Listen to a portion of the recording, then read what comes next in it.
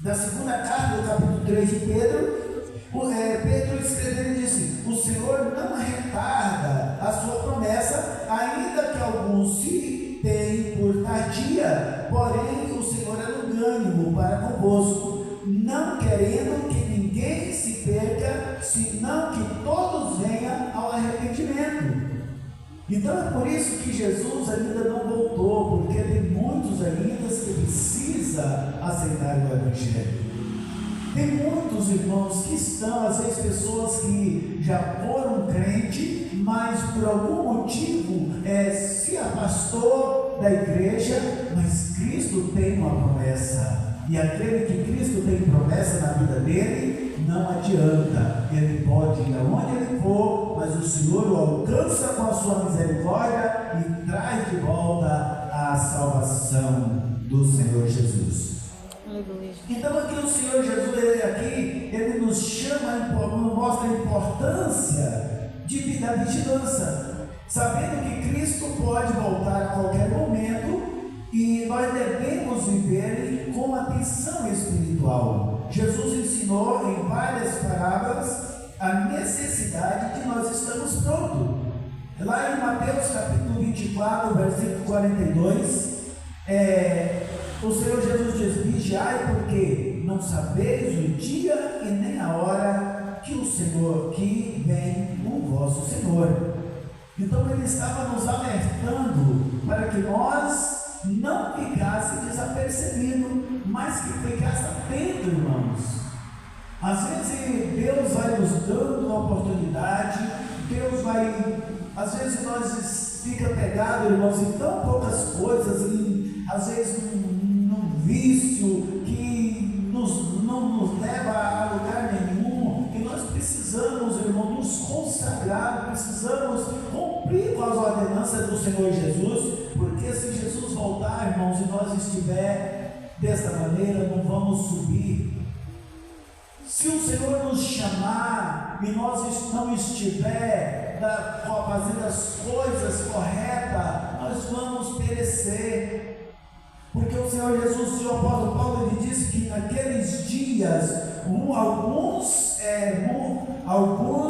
ressuscitarão para a honra e glória, e outros ressuscitarão para horrores, para vergonha e horrores eternos.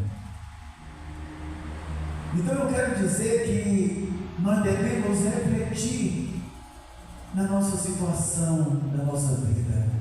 Como que nós estamos diante de Deus? Será que nós estamos vigiando? Será que o tempo que Deus nos deu para nós refletir não foi o suficiente para nós abandonar as coisas deste mundo e estar cumprindo com as ordenanças do Senhor Jesus? Irmãos, Jesus ele deixou duas ordenanças na Bíblia: o batismo nas águas e a santa ceia do Senhor. Tanto que ele disse: quem crê em mim for batizado será salvo, porém quem não crê já está condenado. Então, a partir do momento que nós não cumprimos com a ordenança do batismo, nós temos a oportunidade e nós não cumprimos com a ordenança do batismo, nós não estamos crendo no Filho de Deus.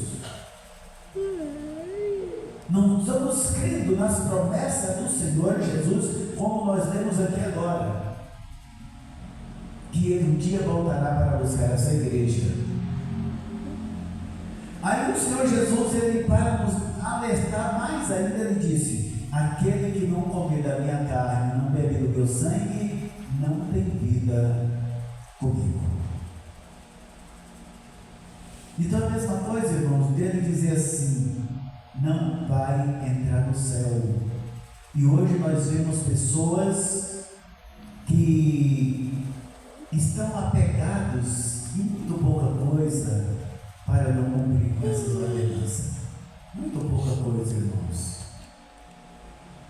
Então eu quero deixar um alerta da parte do Senhor Jesus para que refletimos a nossa vida diante do Senhor. Então, lá no versículo 43 do capítulo 24 de Mateus, o Senhor Jesus ainda disse: sabeis, porém, isto, se o dono da casa soubesse a que vigília da noite havia de vir o ladrão, vigiaria e não deixaria minar a sua casa.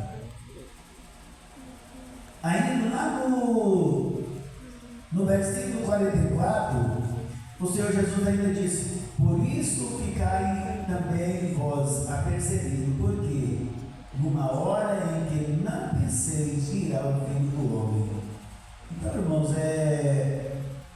se nós soubéssemos em que hora Jesus vinha buscar a sua igreja, às vezes nós podíamos, ficar tranquilo, né? Quando Jesus vai vir daqui um ano, quando for daqui 6 meses, eu vou me preparar para esperar Jesus voltar. Mas, como nós não sabemos, nós precisamos estar preparados todos os momentos. Ainda que nós somos pecadores, somos falhos, às vezes por um motivo ou outro nós falhamos, mas nós estamos nos preparando, cada dia nos preparando.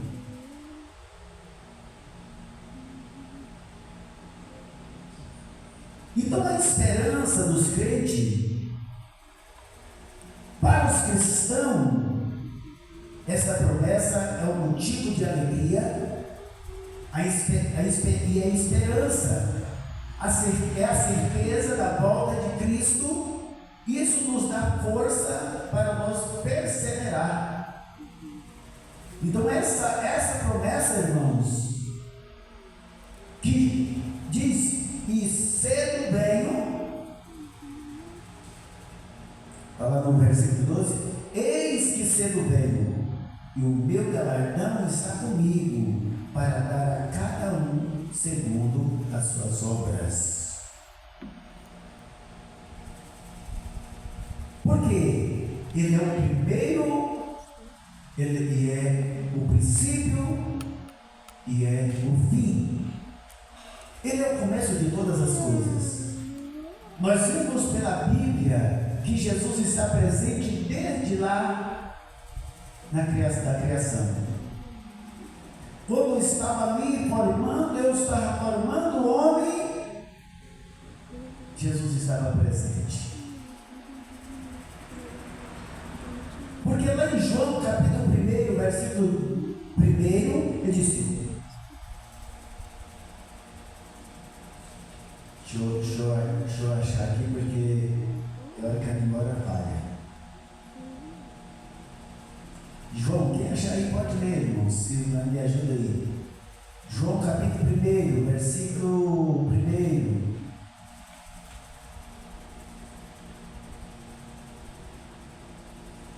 João capítulo 1, versículo 1 diz assim: no princípio era o Verbo, e o Verbo estava com Deus, e o Verbo era Deus. Ele estava no princípio com Deus, e todas as coisas foram feitas por Ele, e sem Ele nada do que foi feito se faz. Então Ele estava presente desde lá do começo, está presente no futuro, nos aguardando. Nós estamos preparados para um dia Ele voltar para nos levar.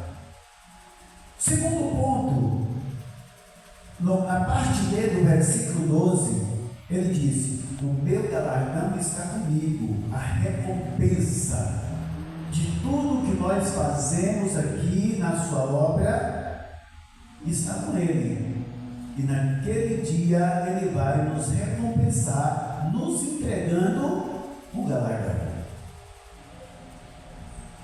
A promessa de Deus, irmãos, não é prosperidade financeira. A promessa de Deus é um galardão, é uma coroa de justiça que Ele dá com ela preparada para mim e para você.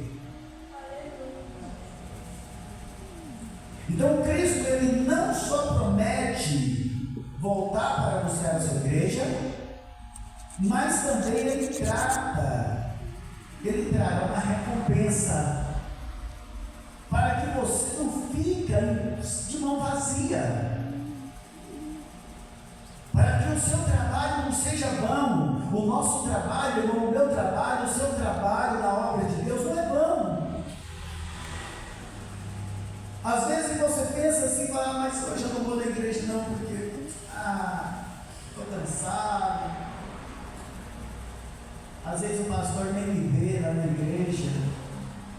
Mas eu quero dizer uma coisa: Cristo está vendo a cada passo que você der para vir para a casa dele. Aleluia. Cada momento que você chega aqui, o Senhor está te contemplando para te entregar tudo aquilo que você tem buscado. Pastor, mas eu já pedi tanto, eu tenho clamado tanto e parece que está demorando demais. Mas se nós olhar lá para a casa do apóstolo Pedro, nós vemos que Jesus não tarda, mas ele é longânimo. Às vezes provando a nossa fé, irmãos, porque se nós somos pacientes de esperar. Mas se nós temos paciência de esperar mais um pouquinho. E às vezes nós estamos desesperados e ele está dizendo, calma, filho meu, a recompensa está chegando, espera só mais um pouquinho.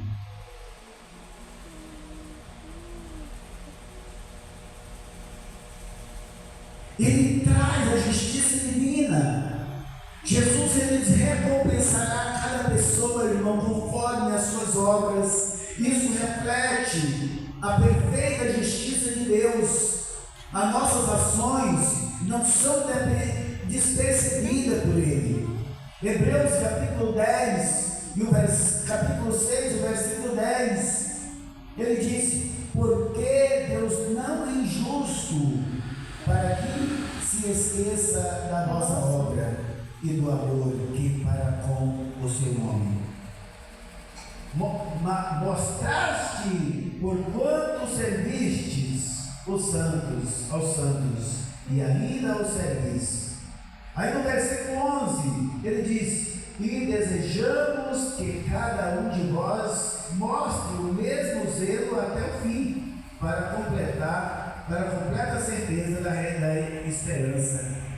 Então isso nos fala da responsabilidade pessoal. Esse princípio nos desafia a viver uma vida de obediência e fidelidade. Cada escolha e ação tem consequência eterna. Então, cada escolha que nós fazemos tem consequências. E às vezes Deus vai, ele é longânimo, ele é misericordioso, ele vai dando mais uma chance, vai dando mais uma oportunidade, e nós ficamos aí apegados em coisas, irmãos, que não levam a lugar nenhum. Às vezes ficamos apegados, muitos ficam apegados num golinho de pinga, outros num golinho de cerveja, outros de qualquer coisa. Aí o apóstolo Paulo diz que os viciados não herdam o reino de Deus. Então, irmãos, precisamos refletir sobre a palavra de Deus. Então, por que tem consequência? Porque não é por obra, mas pela fé. Embora a salvação seja pela graça, Efésios capítulo 2, ele diz, porque pela graça sois salvos, por meio da fé, e isso não vem de vós, é dom de Deus. Não vem das obras, para que ninguém se gloria, porque se viesse das obras que nós fizéssemos, irmãos, nós poderíamos dizer assim, Senhor, eu sou salvo, mas é porque eu venho e sento naquela porta ali todos os dias, todos os cultos eu estou sentado na porta lá, eu sou salvo. Irmã, mas a irmã Eugênia podia dizer dizer assim, não, eu sou salvo, Senhor, porque eu vim para aquela igreja lá, olha. É claro que eu mereço ser salvo, né? Mas aí Jesus disse, aí o escritor de Efésios disse que não é pelas obras que nós somos salvos, mas é pela graça do nosso Senhor Jesus Cristo, porque nós mesmos, de nós mesmos não temos nada. Eu poderia falar assim, Senhor, eu sou salvo porque todos os cultos, eu estou ali na igreja, estou lá pregando, estou ensinando, e aí Jesus olha para mim e fala, não, negativo. Você é salvo porque a minha graça te basta. Aleluia. Nós somos salvos pela graça de Cristo, irmãos. E essa graça que nos faz, nos dá força para que nós continuamos a caminhada. Porque se não for assim, se não for pela graça do nosso Senhor Jesus Cristo, nós não conseguimos, nós falhamos no meio do caminho. Porque a cruz é pesada. Carregar a cruz não é fácil, caleja os ombros, às vezes dói, mas nós temos que persistir, continuar, não desistir no meio do caminho, não fazer igual aquele homem daquele vídeo lá, que ele chegava no ponto e lá, Senhor, essa cruz está pesada demais, deixa eu cortar um pedaço. Pode cortar, meu filho. Tiago, cortar um pedaço. Chegava mais na frente, Senhor, não aguento mais, deixa eu cortar mais um pedaço. Ia lá, Tiago, cortar mais um pedaço. Quando chegou lá na frente, tinha um abismo para atravessar.